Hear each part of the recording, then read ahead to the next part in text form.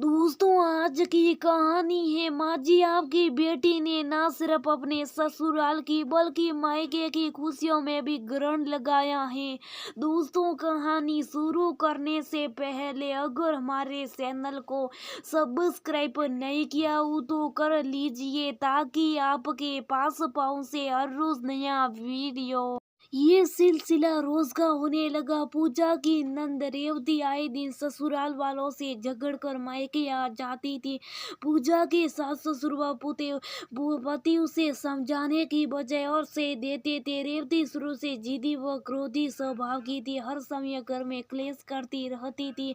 पूजा के पति रमेश रेवती से बड़े थे, इसलिए वो अपनी छोटी बहन की हर बात सह लेते थे।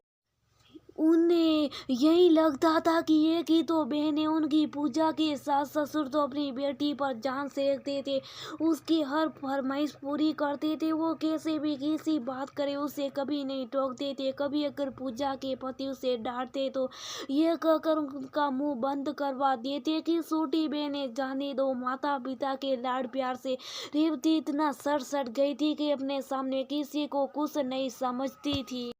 उसकी इस आदत ने रमेश को परेशान करके रख दिया। उसे ये चिंता रहती कि कल को उसकी शादी हो जाएगी तो उसकी पत्नी के साथ भी रेवती बुरा व्यवहार करेगी तो कैसे चलेगा। जैसे तैसे अच्छा लड़का व परिवार देकर रेवती की शादी कर दी। इसके बाद रमेश ने पूजा से शादी कर ली। पूजा उसके साथ काम करती थी। वो पढ़ी लिखी होने के साथ साथ सुंदर व सुशील भी थी। पूजा ने शादी के बाद नौकरी छोड़ दी और परिवार की सारी जिम्मेदारी संभाली। घर वाले उसे खुश थे और उसकी प्रशंसा भी करते थे। रेवती से ये बात हजम नहीं होती थी क्योंकि उसकी तो ससुराल में कोई तारीफ नहीं करता था और करता भी कैसे। हर किसी से झगड़ा करती थी और घर का काम भी नहीं करती थी। बस किसी ना किसी बहाने मायके आ जाती और अपने माता पिता को ससुराल वाले खिलाफ भड़काती रहती थी। इतना ही न, वो पूजा को लेकर भी बातें बनाती रहती थी। आप लोग तो अपनी बहू को कुछ नहीं कहते, वो जो सही करे। मेरे ससुराल वाले तो हर समय मुझे डांटते रहते। भैया तो जोरों के गुलाम है, हर समय उनके आगे पीछे घूमते रहते। मैं तो दहेज में इतना कुछ ले गई थी, भाभी तो कुछ नहीं लेकर आई, फिर भी आप सबने उन्हें सर पे बैठा कर रखा है। पूजा नंद की बातों से दुखी हो जाती थी पर किसी से कुछ नहीं कहती। बस उसे ये बात कहीं ना कहीं करती थी कि उसके सास ससुर जिनकी सेवा में वो दिन रात लगी रहती है, कभी भी रेवती को उसके खिलाफ बुरा भला कहने से नहीं रोकते थे। रेवती का इस तरह रोज मुंह उठाकर मायके चले आना और हर काम में दखल अंदाजी करने का नतीजा ये हुआ कि अब पूजा के सास ससुर का व्यवहार भी पूजा के प्रति बदलने लगा।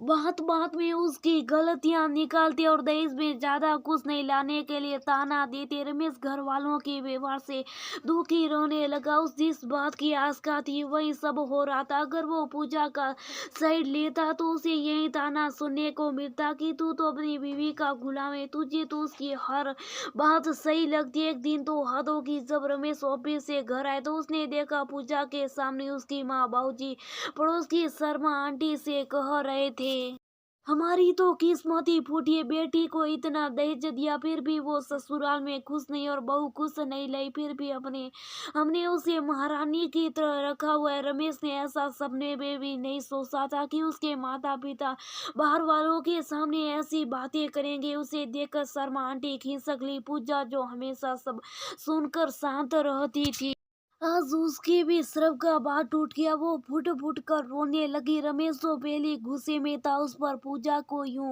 रोता देख चिल्लाकर बोला, बहू को रुलाकर शांति मिल गई। आप सबको बाहर वालों के सामने अपना रोना रोते हुए एक मिनट को भी नहीं सोचा कि बहू के दिल पर क्या बीतेगी। बस अब और नहीं, मैं आप सबके ताने सुन सुनकर तंग आ चुका हूं। मैं भी चाहता हूँ कि अब ये रोज रोज का सिलसिला बंद हो। मैंने सोचते आप और आपकी बेटी तो सुधरने वाले नहीं, आपको दहेज चाहिए, अच्छी बहू नहीं, इसलिए मैं पूजा को तलाक दे दूंगा, फिर आप अपनी पसंद की बहू ले आना। रमेश को यूं पहली बार इतने गुस्से में देख उसके माँ बाबूजी डर गए। दोनों घबरा कर बोले, अरे बेटा ये तो क्या बोल रहा है, हमने तुझे तलाक देने को थोड़ी कहा है।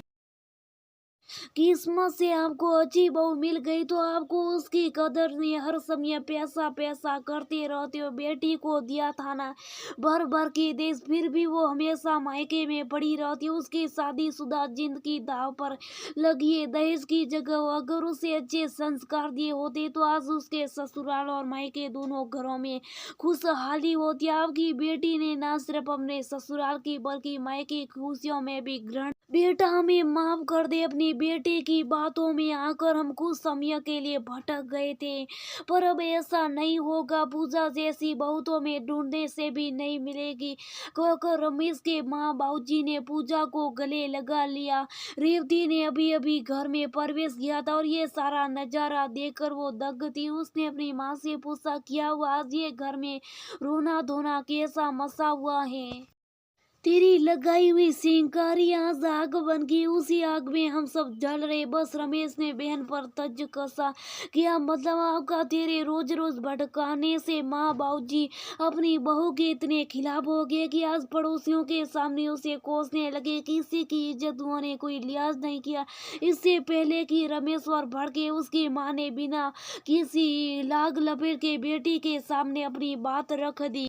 बेटा हम चाहते कि कभी कभार को तो ठीक है, पर तेरा यूं रोज रोज मायके आने का सिलसिला बंद हो ताकि दोनों परिवार खुशी हो सके। माँ अब मैं भी आपको बोझ लगने लगी, मुझसे कोई प्यार नहीं करता। ठीक है मैं जा रही हूँ अपने घर और कभी नहीं आऊंगी।